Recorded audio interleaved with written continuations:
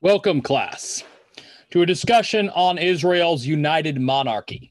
So when we left off last class, we're talking about the prophet Samuel and the fact that Samuel was anointing, or was there to anoint, or would have the honor historically of anointing, not one, but two of Israel's first kings.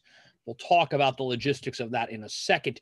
But before we begin, we got to talk about something. So what I want you all to do now is, before we get any deeper into the lesson, I want you to go, and I want you to go over into the Do Now. And you're going to have a Do Now sheet that's going to look kind of like this. And you're going to tell me, one, why might a group of people who never had a king before choose to have a king? Now, I understand as Americans, this is kind of a weird concept for us, right? We are used to the story of a nation that went from having a king to not having a king, right? From being under the British Empire, where we were ruled by King George and the Hanover dynasty, to leaving that dynasty's control and existing as our independent republic.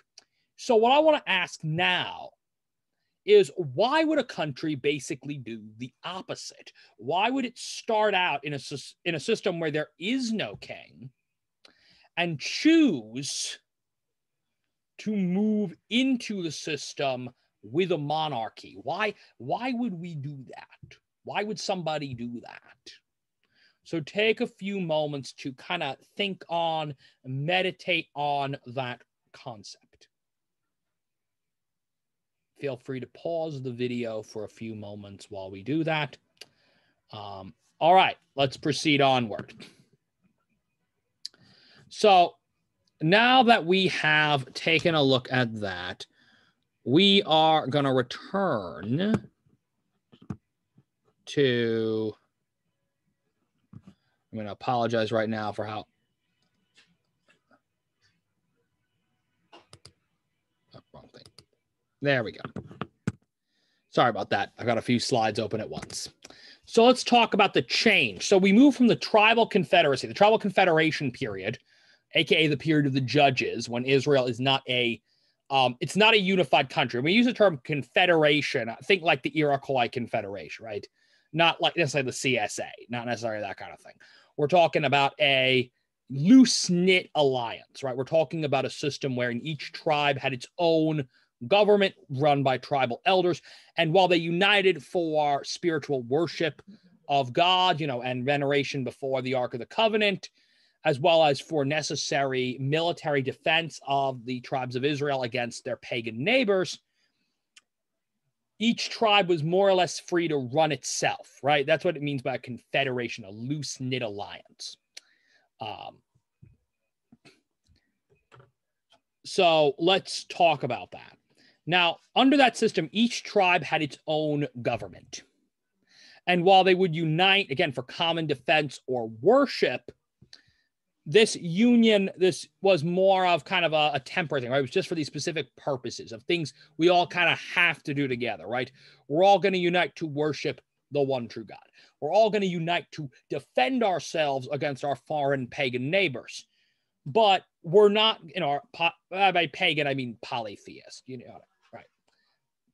And in fact, even the worship center where the tabernacle, where the Ark of the Covenant was located, the shrine, the central meeting tent, would move from place to place. They would move it around from different tribal lands, so that one tribe was not continuously the host and didn't, necessarily gain any kind of special prominence for being, that's where, where the Ark of the Covenant is, where the sanctuary of our Lord is. No, none of that.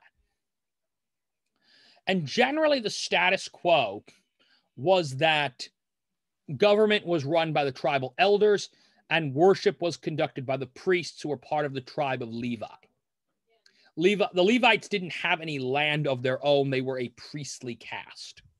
They specifically, unlike in our church where priests, you know, are chosen as a vocation where a priest can come from any background, and where priests are celibate, they don't have children, they don't have spouses, and they join the religious order. The Levites were a different kind of business. They could marry, they could produce children, and the priesthood was hereditary.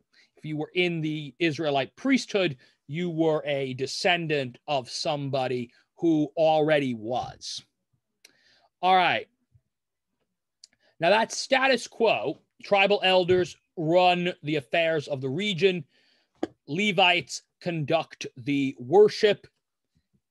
That is interrupted really only by three groups of people. The Nazarites, right? Those who could be from any tribe, any descent, and take a sacred vow. Judges, right? Specific leaders chosen by God to lead Israel in special given times, or prophets, those who heard the voice of God and preached and spoke what God commanded they would. That's the period under the reign of the judges. This is Israel's early period, the first few centuries or so of Israel's existence. And then around the year 1000 BC, we see a change emerge in Israel. And that change is where we see all 12 tribes come under the reign of a monarchy, right? We get a king in Israel. And with the king comes a lot of the things you would expect would come with a king.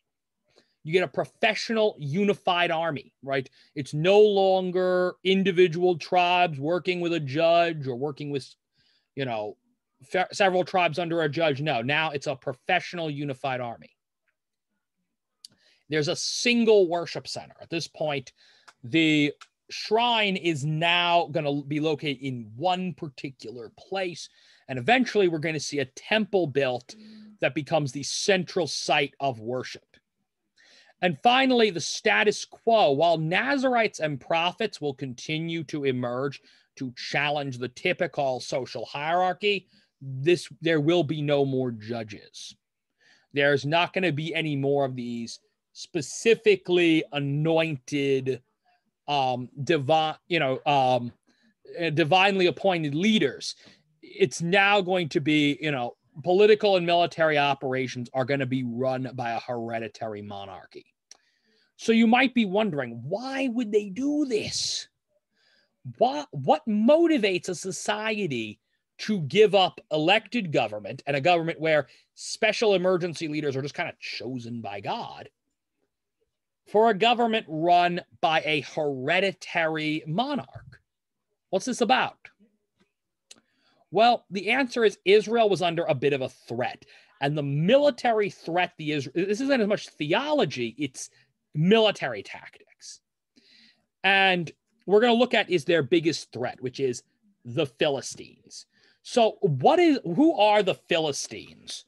So the Philistines are not native to Canaan. They're not native to the area we would now call Israel, Palestine, a little bit to Jordan, that area.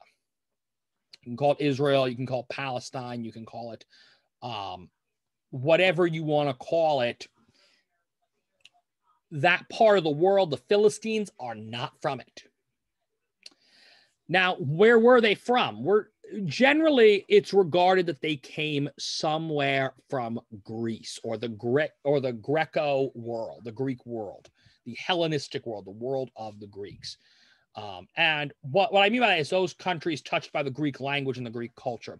Now in the table of nations that we handled all the way back when, the Philistines are mentioned as being descendants of Crete, the island of Crete. Now that's where the Bible indicates they come from. There are some insist they are native Cretans. They potentially relatives of the Minoans, the society that you probably learned about in your 6th grade global, where they talked about the Minoans and their society in ancient Crete. Or it's equally possible the Philistines in fact, maybe even slightly more probable, the Philistines are Trojan in origin, meaning they came from the city of Troy, on the over nearby what is now Anatolia, what's now Turkey, which at the time was very much influenced by Greece. Now, the Trojans from the Trojan War, all of that, Trojan horse and all that business. Why do many historians think they might be Trojan in origin? Well, one of the big things is their style of warfare. What we know about the Philistines in warfare is they fought with chariots. Okay, so did everybody. But the Philistines fought with a 3-man chariot. You might be saying, okay, so what's weird about that? Well, 3-man chariot is a very unique style. Most chariots were on the Egyptian Hyksos model, which means they used a chariot that featured a driver, right? The guy who actually knows how to control the horses, and an archer. So the driver's job was to steer the chariot. The archer's job was to actually hit people with arrows. The Hittites and the Trojans are recorded as using a 3-man chariot. And the 3-man chariot featured a driver, an archer, and a spearman. And the job of the guy with the spear basically was, if the chariot got into close quarters combat, either with other chariots or with infantrymen, then this lancer, this man with the spear, would be able to directly engage an enemy in that manner, up close quarters combat. And this is not a common style in the ancient world.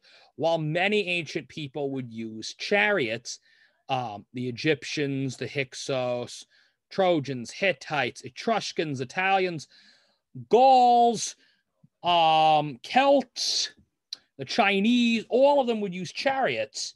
This particular style is very unique to that part of the world. Other ancient sources also do confirm that after the fall of Troy, at least according to Roman sources such as the Aeneid, many Trojans relocated to Crete. Aeneas recalls seeing a group of the sailor Aeneas, who's considered a founder of the Roman people. It's recorded in the biography of his life that he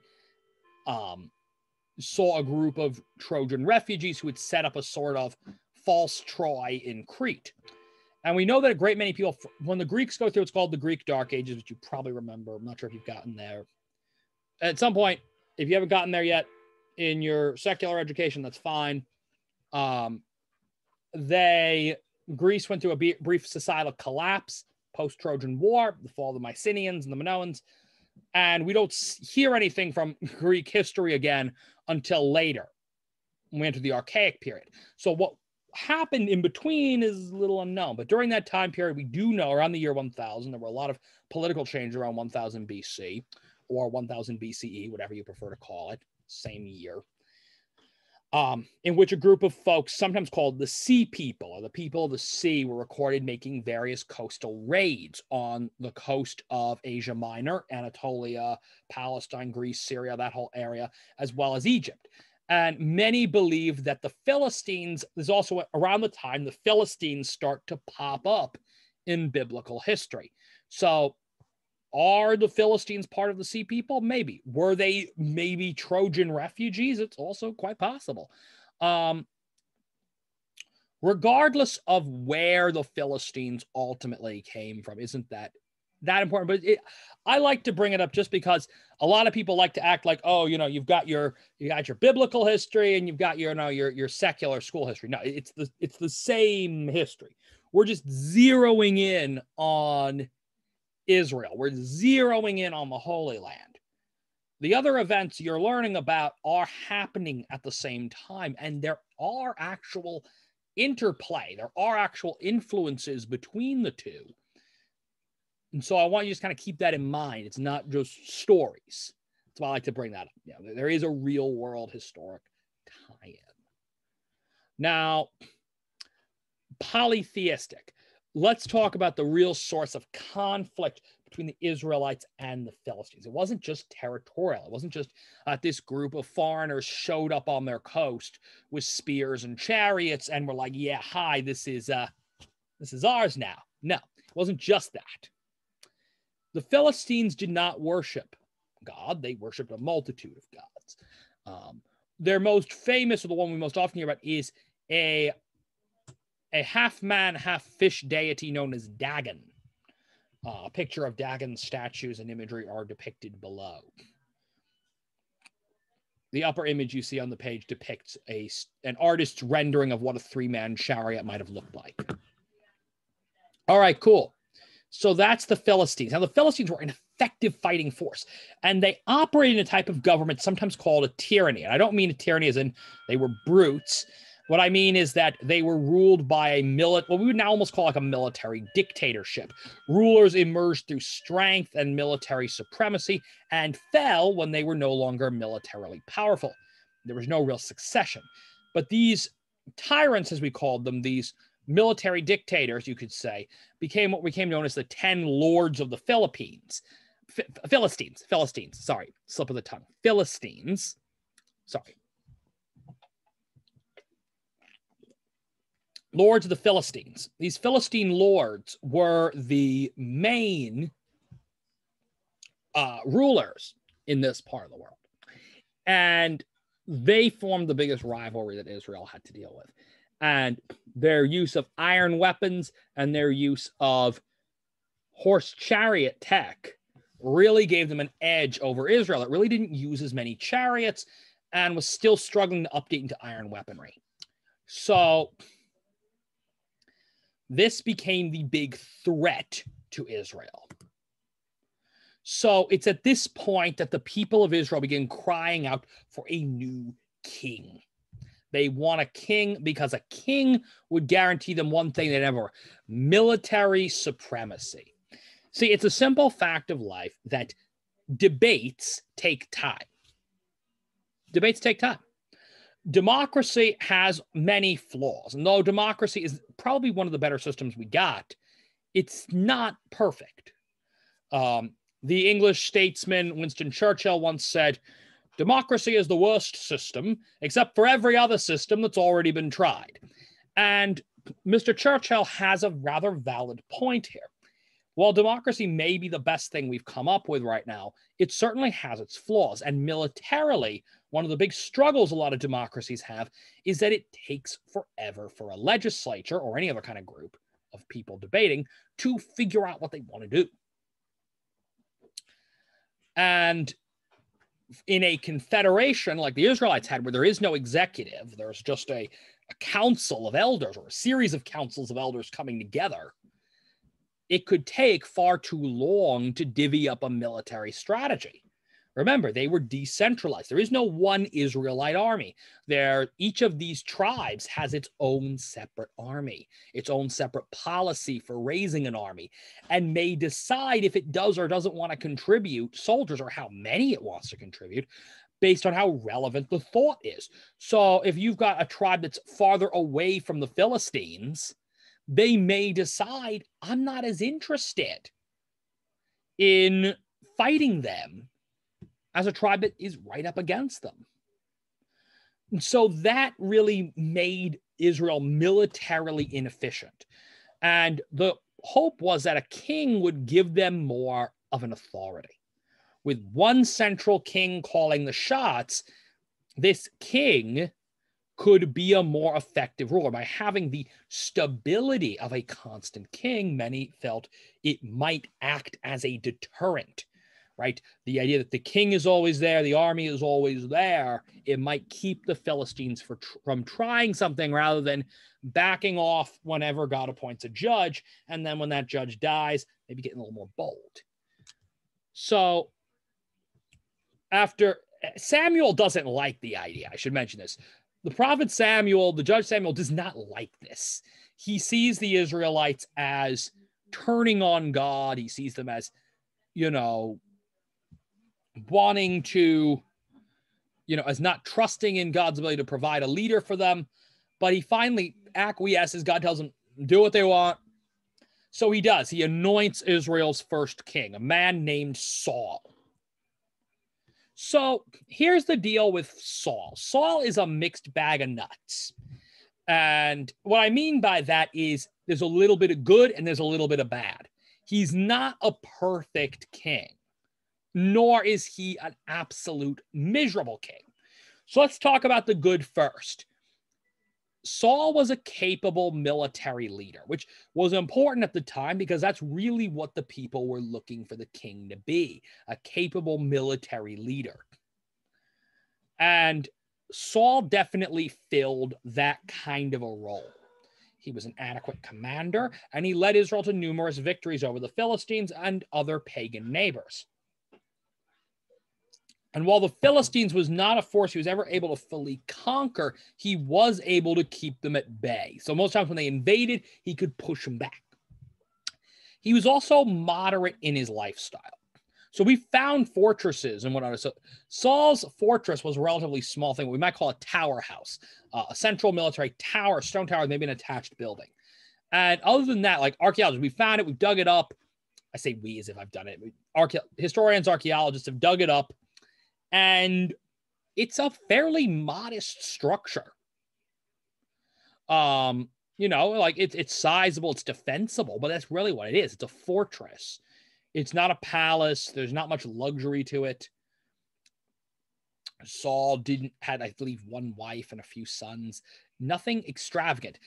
Compare that to some of the kings we're going to talk about later who had massive palaces with numerous wives and even more numerous children, you know, and golden thrones. Compared to that, Saul's pretty moderate. You know, he's not taxing the people to build a luxurious palace for himself or anything like that.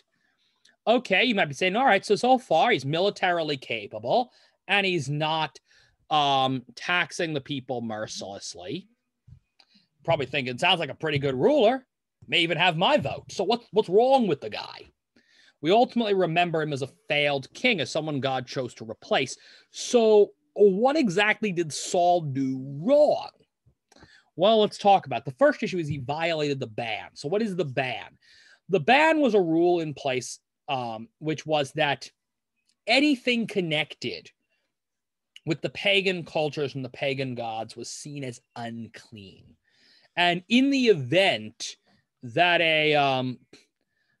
that Israel invaded these territories and conquered these areas, everything associated with it was to be destroyed or put to the sword. That not only included human enemies. Pause. There is some debate about the historicity of the whole we're putting everybody to the sword thing.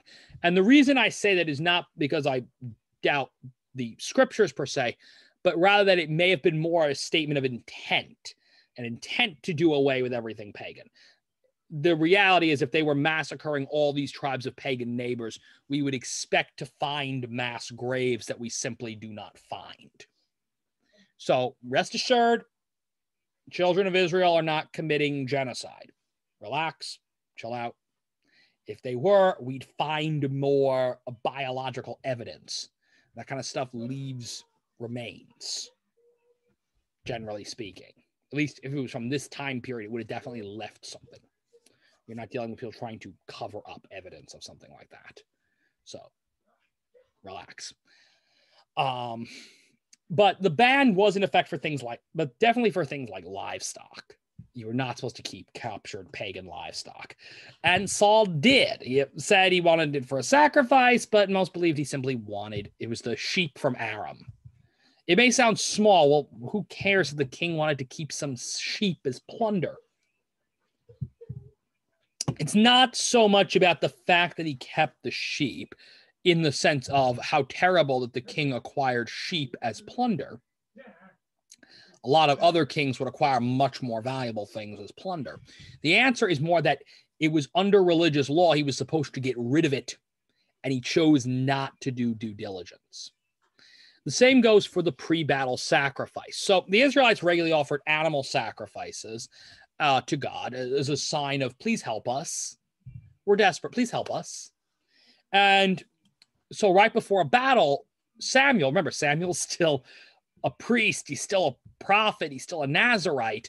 He might not be a judge anymore, but he's still powerful. He's still seen as one of the people with the most direct connection to God that the Israelites had. So he was obviously supposed to do the sacrifice.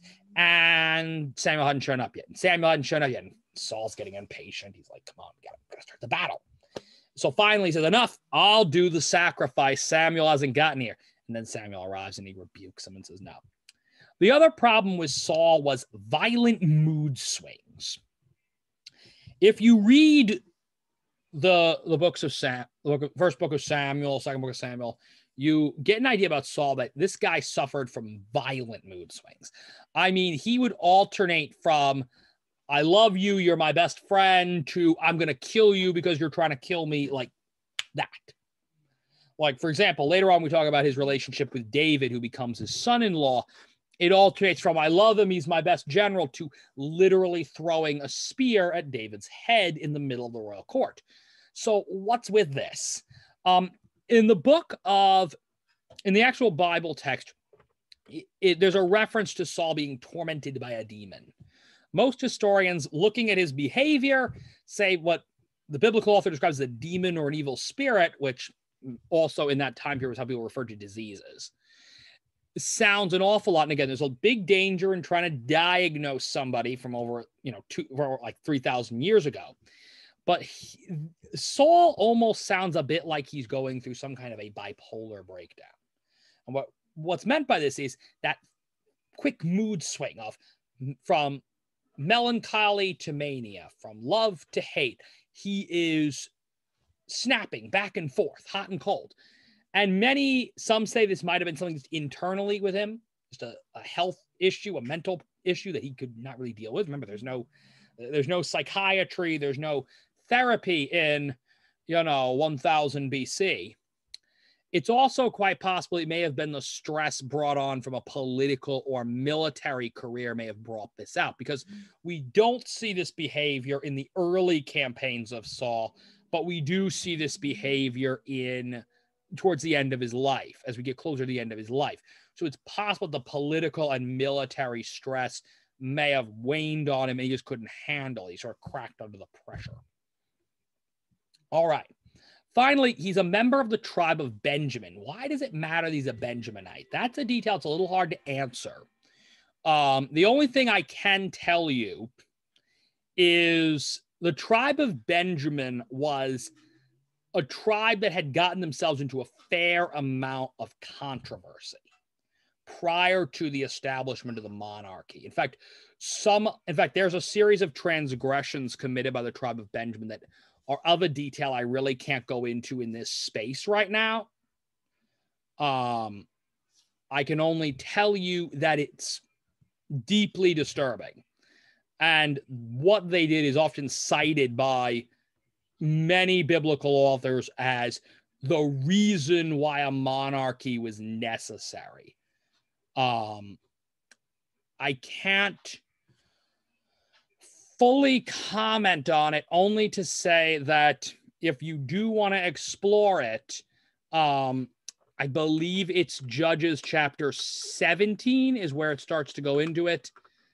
And based on some of the messages given by His Holiness Pope Francis, this might actually be a timely time to review what Benjamin did and what kind of messages that might send. All right, but I'm not saying anyone has to, because this is a little bit much for a sixth grade audience. So just keep that in mind. Parents, you may want to look that one over first. Okay, that's all I'm going to say on that. But suffice it to say, coming from that background would have been a rather unusual choice for a monarch.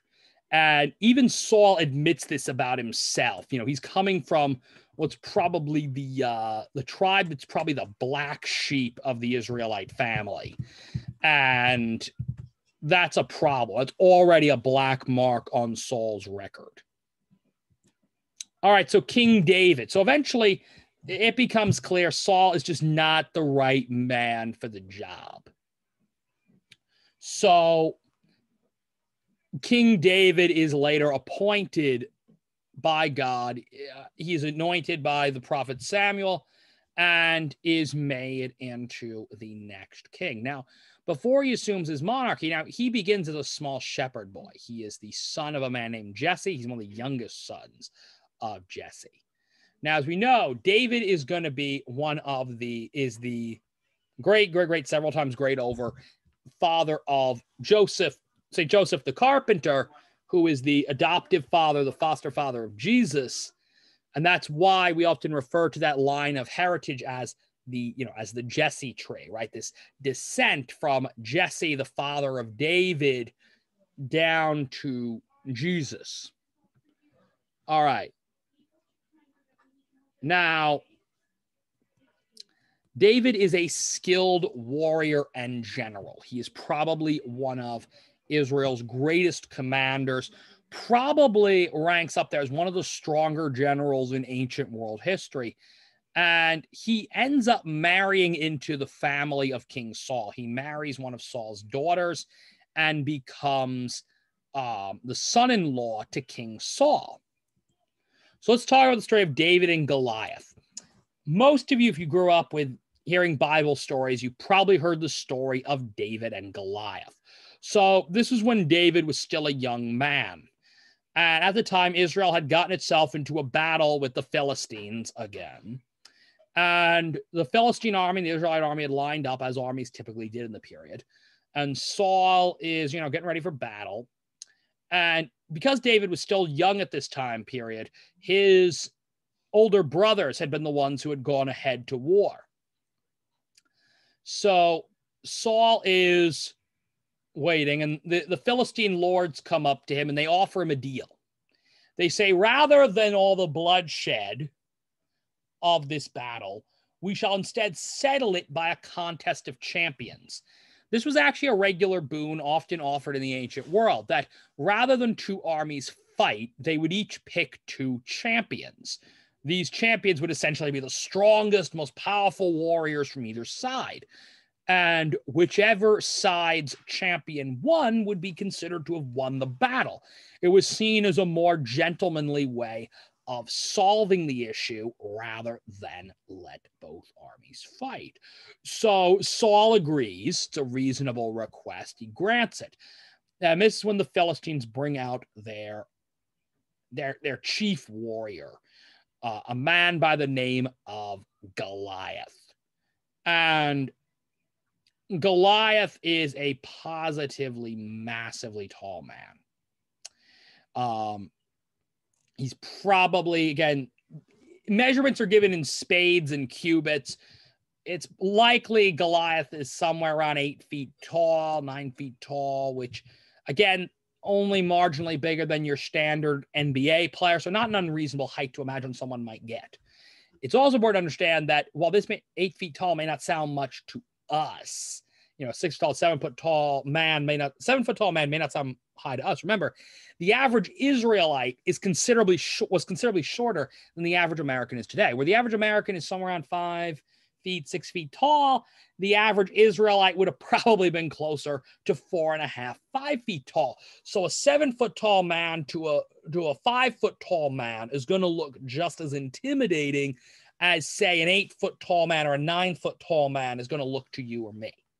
So keep that in mind. I'll be like, oh, it can't be giants. It's fairy tales. No, it just means he's a particularly tall warrior, which wouldn't have been all that unusual. A lot of certain kings throughout history have had an obsession with having particularly large or tall warriors. This isn't even just an ancient world thing. As late as the 1700s, there was a king of Prussia who was obsessed with having a legion of exceptionally tall bodyguards. Anyway, back to the issue at hand. Goliath was a particularly large man and particularly intimidating in such a battle. So the Israelites, no one will select a champion. And so the armies are just at a standstill. So after a while, David's father, Jesse, sends him out like, I haven't heard from your brothers in a while. Go bring him some supplies. So David goes out and he hears Goliath make some remark about the inferiority of the Israelites and their God. And David's offended. He's like, no, you can't say that about God. And his brother like, what are you going to do about it? This guy's huge. What are you going to do? David's like, I'll fight him. Now, David's still a young kid at this point. So David agrees he's going to fight Goliath. David's so small, he can barely even fit into armor. So he decides not to wear it. Instead, he brings a sling. Now, not a slingshot, not, you pull it back and pew, a sling where you whirl the stone over your head and then you let fly. And if you do it right, you can actually do a fair amount of damage with one of these things. Anyway, that's what David chooses to use. Goliath thinks this is the stupidest thing in the world. He says, "What am I, a dog that you come at me with sticks?" Meaning, this pipsqueak kid is the best you can do? Really? It's kind of, it's not really a good fight. But David goes out. David whirls his stone, boom, clocks Goliath square in the head. Goliath goes down like a sack of potatoes. David runs over, picks up Goliath's sword. The sword is so heavy, David can barely lift it up to chop off Goliath's head, which he does. Probably wasn't a clean cut, but he got it done. And this victory is credited one of the early examples of David's valor, right? His willingness to do battle on behalf of the Lord, even when the odds seemed insurmountable. Remember, this is a guy, he's up against a man that grown men and trained soldiers were scared to face. And yet he, as a little pipsqueak kid with no military training, goes out and wins the day. So David's life becomes all the more challenging. After he marries Saul's daughter later in life, Saul continues to be terrified that David wants him dead. And a big part of this is that David was a successful military commander. And in fact, many people in the Israelite community used to say, Saul has slain his thousands, but David has slain his tens of thousands, in reference to their military career. And remember, Saul's aware that the whole reason the Israelites wanted him as a king was specifically because he was their, that he was, that he was good at fighting, that he was a military commander. So a king whose right to rule comes from his military prowess in a situation where another man is better at fighting than he is in a weak position. On top of that, the thing that seemed to frustrate Saul so much is everyone seemed to just absolutely adore David. He sees David as the biggest rival of the throne, and everyone likes David. Saul's daughter wants to marry David. All of the generals and the high priesthood, they all love David. Even Saul's own son, the crown prince, is basically best buds with David. He's like, what are you doing? This guy's the enemy to your throne. Why are you friends with him? Saul's like, can't stand it. So he becomes convinced David's out to get him, and he tries to kill David on multiple occasions. And David tries, this is the beginning of David's outlaw period, where he is running from Saul. And he tries several times to prove his innocence. In fact, one famous time, David is hiding in a cave to stay away from Saul and his men. And Saul comes into the cave to get out of a storm. And David comes up behind him. And he cuts off a piece of Saul's cloak. And Saul doesn't notice him.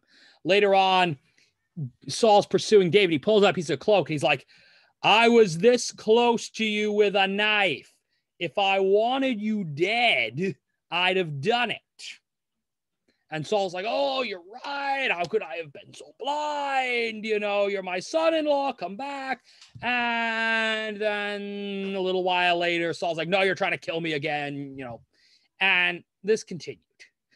I'm summing up a good number of chapters in the books of Samuel are dedicated to this consistent phenomenon that we see in Samuel 1 dealing with this issue.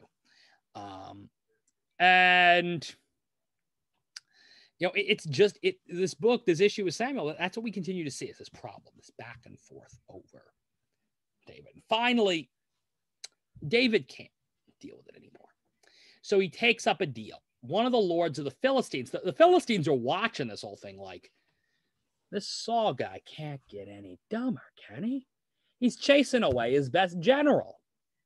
What kind of, what kind of fool would do that? And so one of the Philistine lords, they turn to David, and they say, hey, I'll offer you a deal. I'll offer you a deal. Saul doesn't want you, but I do. Come change sides. Come here. Serve me. I'm not going to try and kill you, which is a better offer than you can get from Saul.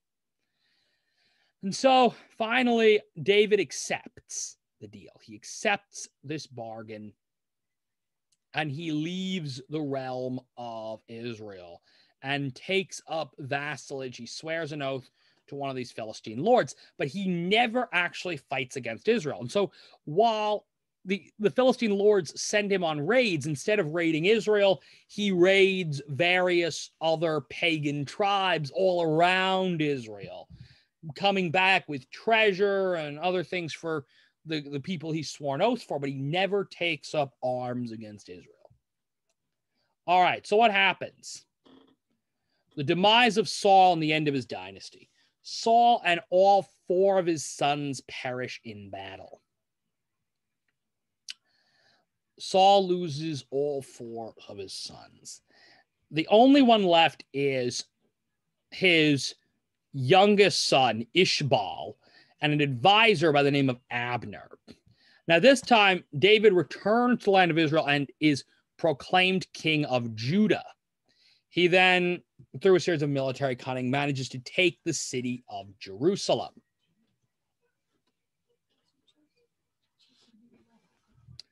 So that is what we see happening here. Now, let's talk a little bit about the Davidic monarchy. Ishbaal eventually proves to be incompetent as a ruler. Abner, who was supporting Ishbaal, eventually there's a conflict between them. Abner comes over to David's side. David eventually ends up becoming the uncontested king of Israel. And this begins the Davidic monarchy. Now, David becomes probably one of the better kings Israel ever had. He defeats the Philistines. He wipes them out, drives them back to the coast. He conquers the people of Edom. The Edomites lived on the southeast border of Israel. And he conquers the Edomites, makes them a province of Israel. He also takes the Ark of the Covenant and brings it into the city of Jerusalem, providing it a home where the Ark, which contains the original tablets of the 10 Commandments and is regarded as one of the holiest relics to God at the time, is kept here in Jerusalem. This is the beginning of Jerusalem's reputation as a holy city. However, David is a person just like any of us. And David could be turned to sin. And this is where we talk about one of the most interesting segments in David's career, his temptation and some fall from grace. So, story of David and Bathsheba. What do we know about this case? So, David is out on the top of the palace. Now, fun fact about palaces, when you build houses in parts of the world where it doesn't snow, it's not unheard of to build them with flat roofs. In case you're wondering why the fascination up here with pitched roofs, up north, it's to keep the snow from caving in your roof. Anyway, he's up on the roof of his temple on his roof of his palace, and he sees the temple isn't built yet. He's on the roof of the palace, and he sees this young lady, and she's out bathing. People back then would bathe in courtyards and things like that, and they'd be in the nude, just like how all of us bathe. And David is infatuated with her. And they have an affair, and she becomes pregnant. There's just one teeny tiny problem with that. Bathsheba's already married. And to none other than David's best friend, Uriah the Hittite. Now, Uriah is someone who's been with David since the beginning, right? This guy served with him in battle. This guy was allied with him during his outlaw period, right? This is, we're talking about someone who was ride or die with King David. It's Uriah. And that's pretty brutal. That's pretty crazy. So these guys are best friends. These guys are war buddies. And yet here's David sleeping with this guy's wife. So David's like, boy, we got to hide this. So he comes up with a plan. Now Uriah's out. Now where is Uriah, you might be asking, when all this is going on? Uriah is out fighting one of the wars. He's out on the front lines. Yeah, I told you. Even King David can be a schmuck sometimes. And here he is. So what's David to do? So he calls Uriah back. He says, hey, look, you've been doing good, buddy. Why don't you, come back, rest, spend some time with the wife? He's hoping he can convince Uriah the kid's his. Uriah says, no, how could I do that? My men are out on the battlefield. How can I sleep in a bed in a palace? No, I'll sleep on the floor. And he doesn't go near his wife. And David's like, what do I do now? So David decides at this point he needs to do something with Uriah. So he concocts a plan. He decides to put Uriah at the front of the charge in the next battle. Now you may be asking, well, what's so weird about leading a charge? Remember, it's not like what you see in the movies. When you lead a charge in an ancient army, right, you've got a spear and a sword. You got a spear and a shield. Spear and shield, right? So you got your spear is up, you got your shield in front of you, and behind you, you've got other guys with spears and shields. So when you charge in, you're running head first at the enemy's spears. And you've got a whole bunch of men behind you that are not going to plow into the back of you as you push the enemy. Point is, if you head up a charge in the ancient world, it's pretty much a suicide mission. You are going to die. So to lead a charge is a brutal thing. On top of that, it's arranged that the charge will pull back, leaving Uriah to face the real brunt of the enemy's spears. And it works. Uriah is dead. Now, by this point, the prophet Samuel is long since dead, but there's another prophet around, and this prophet hears word from God about what David did, and he's like, I gotta make David see the error in his ways. So that night, so at this point, David marries Bathsheba, and later on, this prophet, I believe it's the prophet Nathan, comes to him, and they're talking. And Nathan says, Your Majesty, he wants to get the king to understand he did wrong. But he's not, he knows full well, you can't just come up to a king and tell him, hey, you dirty sinner, Your Majesty, you. No, you can't do that. That's a really great way to end up dead. So Nathan's got to be kind of got to ease into it. He's got to try to get David to see that he messed up. So how do you do this? So he says, so he comes up with, as God often has people do, parables. So he decides, I'm going to give David a parable. So he comes up to David and says, Your Majesty, I've heard of a case and I want to know how you judge it. And David, being a king, this is something kings do. So he's like, okay, go on. Tell me about this case. And Nathan says, there was this fellow, this man, he's a poor shepherd. He's got a single sheep, but he loves that sheep. It's like a part of his household. He carries it on his shoulders every day. He feeds it from his own plate and cup at table. It's all this man has is this one little sheep. And the king says, all right, go on. He says, there's another man in the same town as this fellow. And he has a multitude of sheep, a grand flock of them. And one night, the rich man with all the sheep, he learns that a guest is coming and he wants to slaughter one of the sheep to prepare a meal, but he doesn't want to take from one of his own sheep. So he goes over to the man who has one sheep and takes the sheep and slaughters it and feeds it to his guest.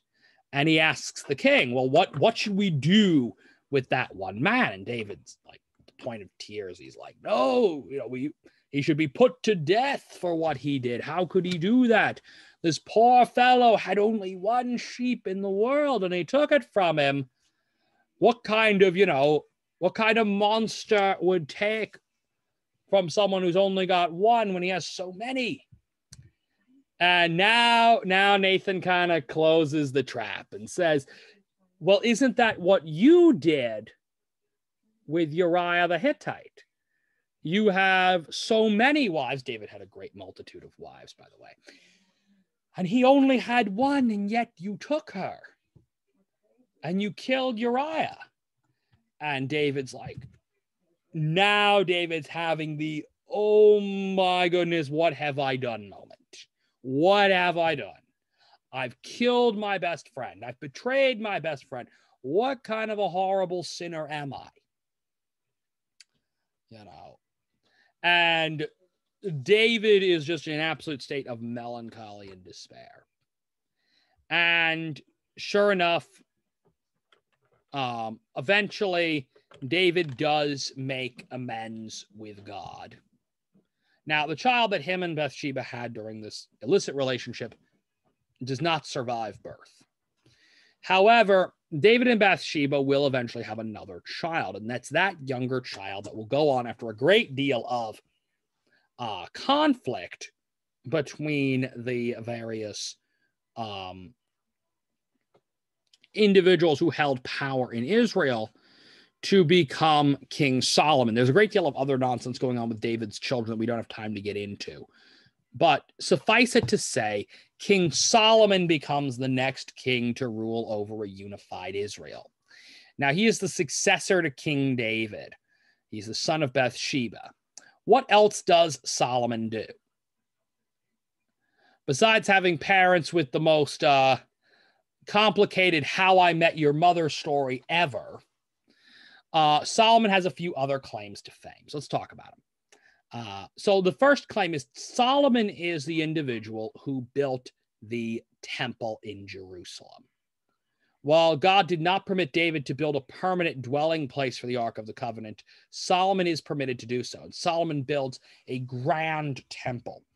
To this day, you can still find the mount, let's call it Temple Mount, which is a massive mound in the middle of the city of Jerusalem this day, which is the base where the temple is. Now, the temple has long since been destroyed, and the Muslim holy site, the Dome of the Rock Mosque, sits on top of where the Temple of Solomon used to be. But back then, it was the temple that Solomon had built. Now, Solomon is well regarded for his wisdom. And this brings us to an interesting question about. So Solomon is presented with his own legal case to solve.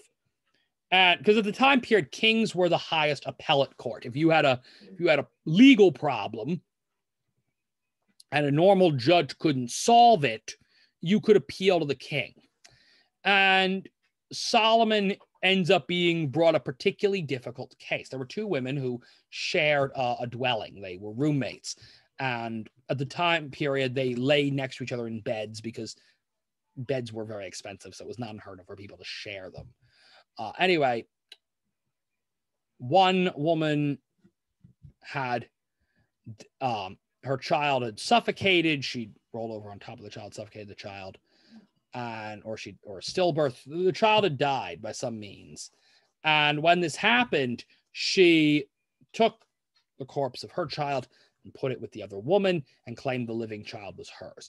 And the two women were in a custody dispute. Whose kid is this child?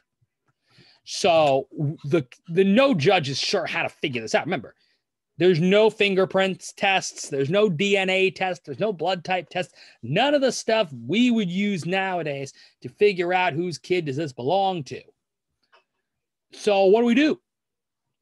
So Solomon's got to solve this problem. He doesn't really have the benefits of modern forensics like a modern family court would today. So he comes up with an ingenious idea.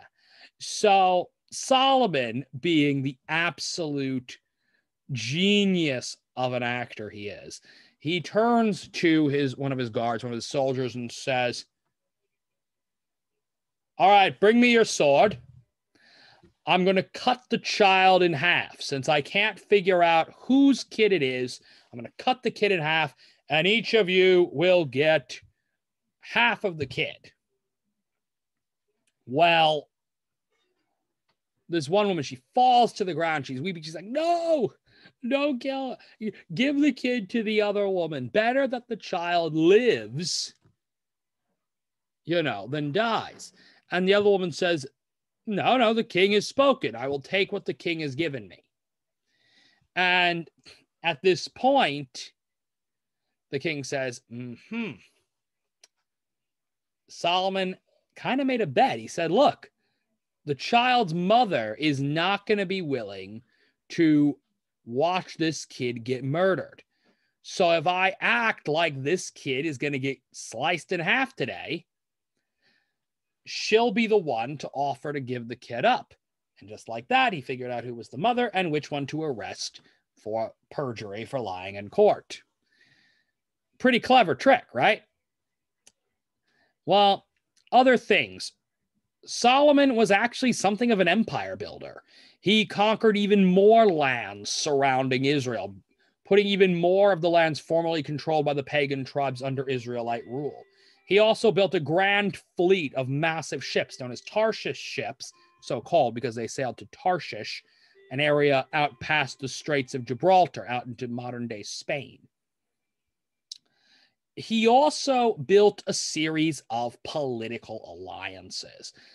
Gone were the days of Israel being a backwater community. He built alliances with some of the various kingdoms and city-states in the area, bringing kingdoms such as the various states like Byblos and the various Phoenician states as allies, various pagan kingdoms, even Egypt. Yeah. One of the alliances that Solomon forged was with Egypt. The Pharaoh of Egypt was an ally of Solomon. Now, nowadays, when countries negotiate alliances, they tend to do it with treaties. And rulers sign on the dotted line, and it's generally accepted that you'll live up to your end of the bargain in treaties. In the ancient world, they wanted something a little more concrete than just the word of a ruler. What was seen as the best way to build a stable alliance was through family connections. The idea being cousins are less likely to murder other cousins. So if royal families become interrelated, they become extended family, that shores up the alliance better. So ancient world alliances tended to be sealed with marriages. It also didn't hurt that most kings were permitted to take multiple wives. So forming alliances through marriage was relatively easy. So through this process, Solomon was a pretty excellent diplomat. And in the course of his life, he acquired at least 700 wives, along with a total of 300 concubines. Concubines were women that he dated, had relations with, but were not wives. So that's a pretty sizable group of people to be interrelated with. Now, granted, a lot of that this isn't all entirely just because Solomon is some player. It's because, to use the modern term, it's because he's a diplomat. Now, that comes with a unique pressure. You've got a lot of kings as brothers-in-law and fathers-in-law. It's a lot of pressure.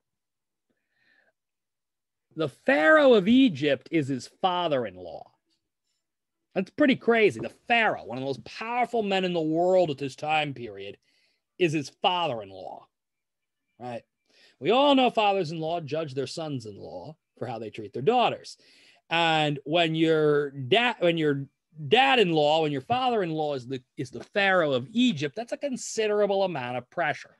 So I'm not saying this to excuse what Solomon did, but it helps to put you a little bit in the mindset of what Solomon's thinking right now. And Solomon begins sinning. So what exactly does Solomon do? Well, he begins worshiping foreign gods, and he begins building altars to gods and goddesses. See, Solomon if we look at Solomon's personality, he very much jives with the old happy wife, happy life. I mean, you've got 700 of them. That's probably pretty good advice. So naturally, Solomon wants to make these women happy. After all, most of them have relocated from their native countries to Israel. And many of them are quite upset. After all, most of them were not raised Jewish. They're not raised Israelite. They didn't grow up with the Sabbath or the Ten Commandments or any of that. They grew up worshiping their own pagan gods and goddesses.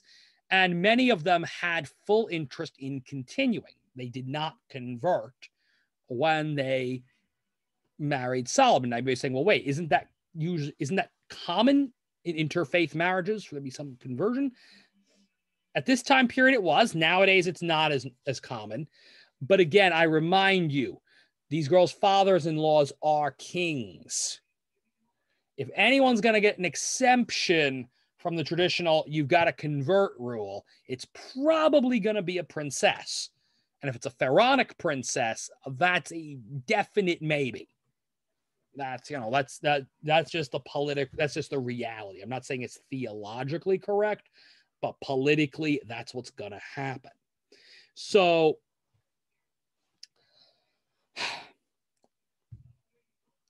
obviously, a lot of these women were looking for their own deities. And so Solomon begins building various shrines and altars around the borders of Jerusalem to these various pagan gods. That's a big no-no, right?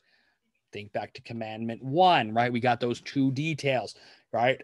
The whole, I am the Lord your God, you shall have no strange gods besides me. That's number 1. And number 2, you shall not make idols for yourselves. So here he is building idols, and then he joins in the worship service. Well, so he just basically is trampling all over commandment number 1. That's a severe mortal sin. And as I mentioned before, 700 wives. So he's breaking this rule hundreds of times over. And while not necessarily every wife he's doing this for, he may have done it multiple times for different wives. Remember, think about how many deities the Egyptians worshipped, right? So this is a big problem, and God takes issue with this, and he says, you've betrayed me, you haven't kept my commandments, and therefore, as a punishment, I'm going to split Israel. I'm going to split your kingdom. But for the sake of your father David, I will not split the kingdom until after you have died. So that is the story of Solomon and Solomon's fall from grace. I hope you found that a fairly interesting lesson. Next class, we will discuss exactly what happens when the kingdom of Israel is divided.